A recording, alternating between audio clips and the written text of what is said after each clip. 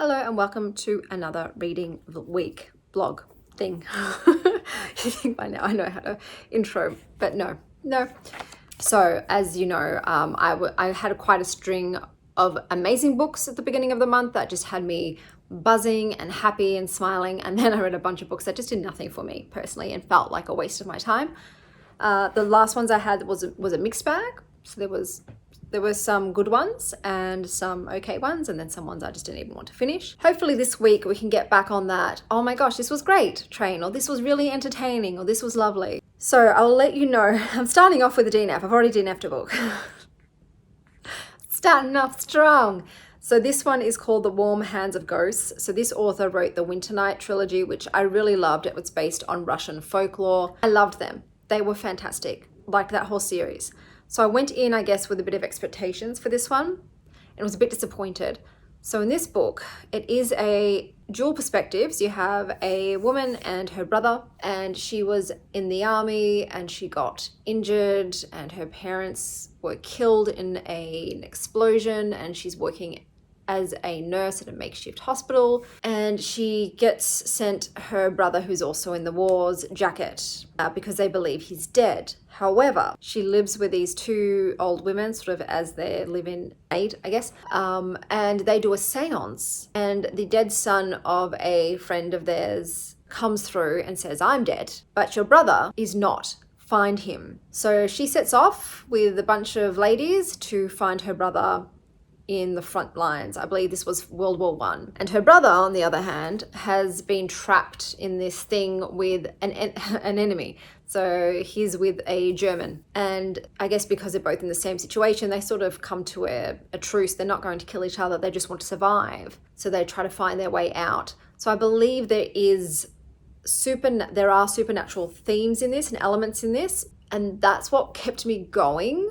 But then at the 88-page mark, it was just very slow paced, and I found that the main female character was just so one-dimensional, I guess. Even though she had all of these attributes that were interesting, her personality was not. And then the brother's timeline, I just wasn't particularly fond of the brother for whatever reason. And yeah, I wasn't into it. And because I had such a bad run of books, I just wasn't willing to entertain it any further to see if it could change my mind. So I decided to DNF that one. The book that I am currently listening to, so I picked up an audiobook. I don't listen to very many audiobooks just because as well my library doesn't get as many of those as it does physical or ebooks. But I am listening to The Inheritance Game. So this is a YA book. I picked it up because a friend of mine who's the same age as me read it along with her tween daughter, and she said, I actually really liked it. It was a lot of fun. So I thought, all right, well, I might as well give it a go. I do know it's quite popular. So I think the premise of this one is you've got a very clever young girl whose parents have died. She lives with her older sister and her older sister's abusive boyfriend. And one day, a rich guy in a suit comes along and says, "You've been named in the will of my multi-billionaire grandfather." And she has no idea why. The family has no idea why. I'm not up to the point yet, but I believe she's named sole heir. I think that was what it said in the blurb. And obviously all chaos ensues. So I'm expecting a bit of a Knives Out scenario kind of situation occurring. Is giving me that kind of vibe at the moment, but she doesn't at this point seem to have any connection to this late grandfather. So it's a bit of a mystery as to why she's in the will. But so far so good. And I'm able to follow along fine with the audiobook. Besides that, I'm going to go pick up some books at the library today. So I will show you what I grabbed while I was there, and I'll obviously read some of those. But I'm also excited because Sunbringer, which is a sequel to God Killer, which was a book I actually enjoyed, another one that got mixed reviews, is coming in. So as soon as I get my hands on that, I will read it, whether that's this vlog or the next one. I should be able to get it pretty quickly. I've reserved the physical, the ebook, and the audio. So I think I'll get one of them at some point. Today, V is coming back from her school camp, so I'm going to go pick her up soon, and I'm very excited to hear how it was. But besides that, it's just going to be a very chill day at home.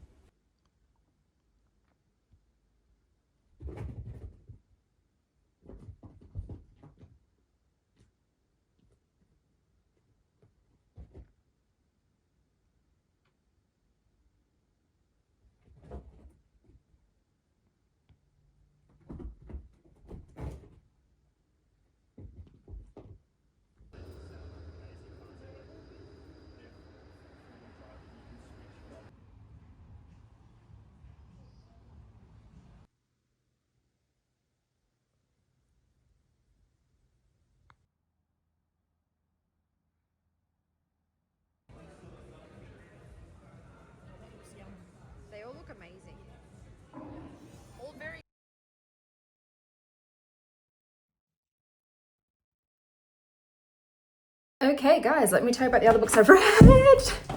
Cats, bro, cats, chaos. That's what they are, little sacks of chaos.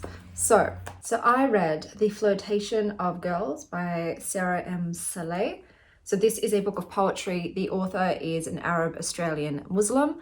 So there is a lot about race and identity and also things like family and war and love and loss. I'll read you one of the poems so you can taste its flavor. Stone. To the first uninvited guest who squeezed my chest at the back of Ravi's grocery store when I was 11. Your breath smells of juicy biryani and sultanas, body heaving against mine. Lick those rotting teeth, your eyes unwrap me like candy. If I said no, you must not have heard it. You hardened with desperation for my plump youth, my virginity, fastened to me. What do you dream of as you greedily unpeel? You got off with a minor warning. Kept your job, this should not come as a surprise. Medusa was assaulted, then punished for it. Maybe we all had it wrong. What if the writhing mass of snakes are men petrified, not for revenge, but justice? I am no one's victim, will not pay for being someone else's sin. Tell me, what does it feel like as I look you right in the eye, slowly crush you from the inside, turn you into stone? So this was definitely an interesting read. I wouldn't say it's poetry that I love and adore, but I did enjoy reading it. It's heavy. It is heavy. It's not, it's not light.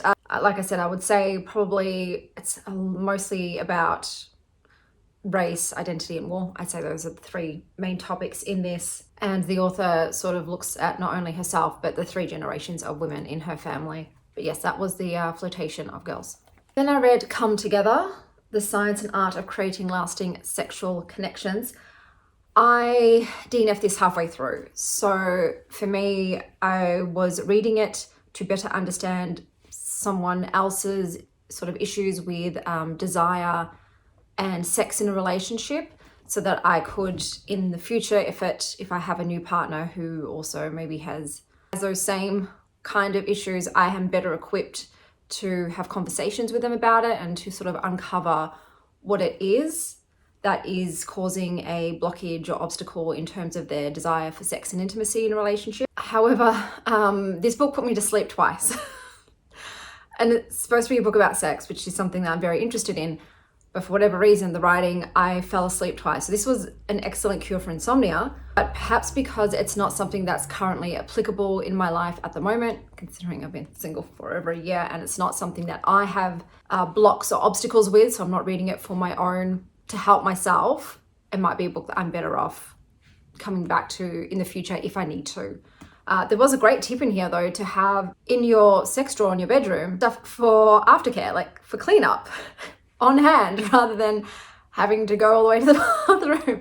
So having things readily accessible for post-sex tidy up. I don't know why I didn't think of that. So I was like, all right, that's an excellent idea. Let me go, top up my drawer. Once again, not using it at the moment, but in the future might come in handy. But yeah, for some reason, this was just quite dull for me, but I think it's because it just wasn't applicable right now. Perhaps if I was, like I said, having a partner who was struggling with this, I could read it, bring it up with them. Does this resonate with you? Do you think this might be one of the obstacles you're having? But I'll also show, there's a lot of illustrations in this which are very cute. I think it's really interesting when you have visuals to look at. So she's got a whole obviously theory and practice around floor plans. I won't get into it because, like I said, I found it very dry, but it was interesting, but it wasn't interesting enough for this point in time. And I think it's just because I can't apply it right now to anything.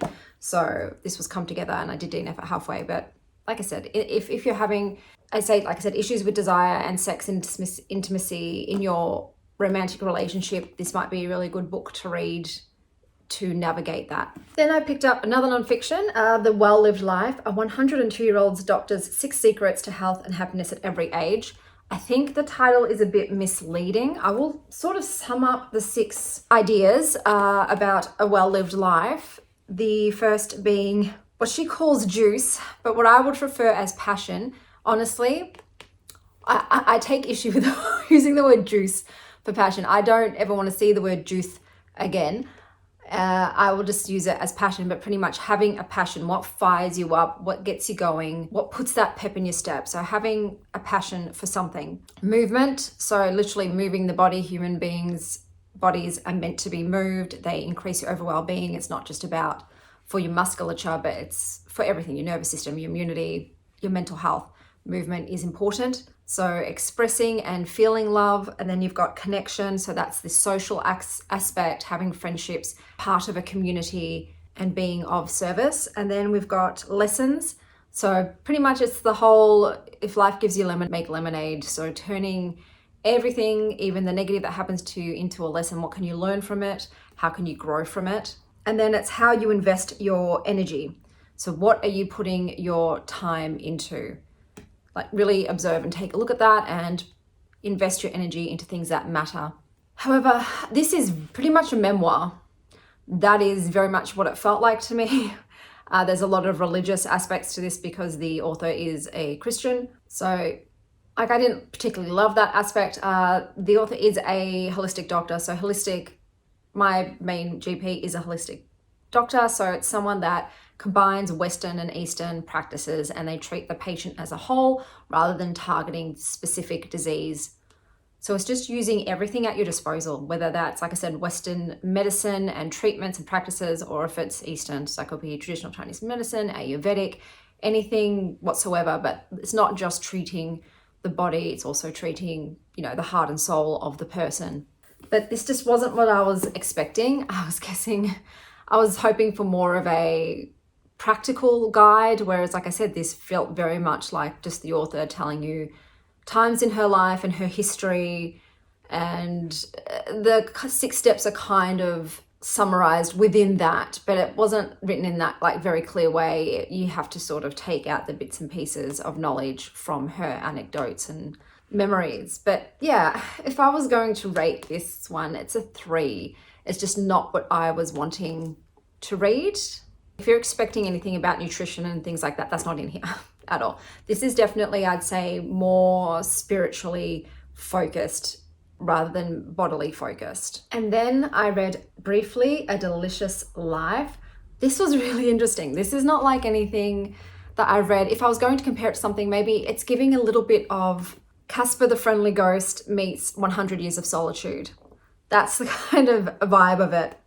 The writing is beautiful, but basically the premise of this story is you have a teenage ghost who throughout the years watches other human beings that come to live in this, I think it's an abbey, it's a former abbey or monastery, and she's a bisexual ghost. So there are a lot of bisexual characters in this, so the bisexual rep is definitely here. And she falls in love with some of these people as the time goes on, and the current family that is living there, she falls in love with the mother who dresses like a man, and who is there with her children and her lover, Chopin, which I'm sure is based on the pianist because he's also a pianist, but he's also very, very ill. But she tries her best to help them. It's a very quiet but emotional story.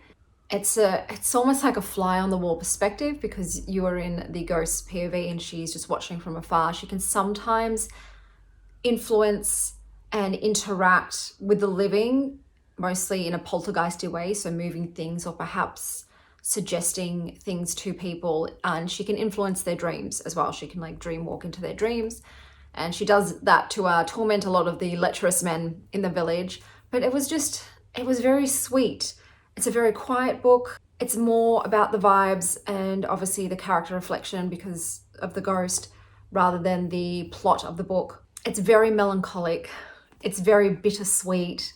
And I don't know, there's an overall tone of sadness to it, but I enjoyed my time with it. It's definitely more slow paced, but it was interesting. So this was briefly A Delicious Life, and I really enjoyed the cover. I think the cover's very moody and arty. This book did feel like a depressingly beautiful piece of artwork.